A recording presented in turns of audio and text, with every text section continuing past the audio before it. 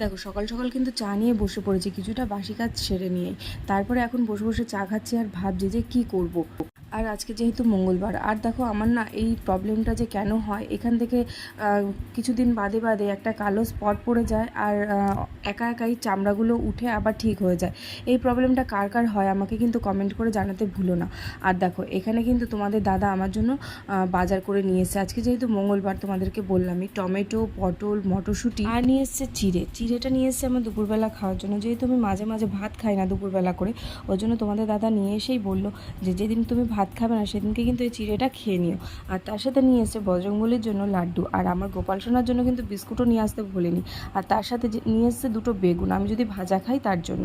আর এখানে নিয়ে এসছে মটর, আমি নিয়ে আসতে বলেছিলাম রাত্রিবেলা, ভাবলাম একটুখানি ঘুগনি করব। আর মটরটা নিয়ে আসার সাথে সাথে ভিজিয়ে রেখে দিলাম, যেহেতু না ভিজালে রাত্রিবেলা ঘুগনি করতে পারবো না, আর আমার তো ঘুগনি খেতে খুব ভালো লাগে।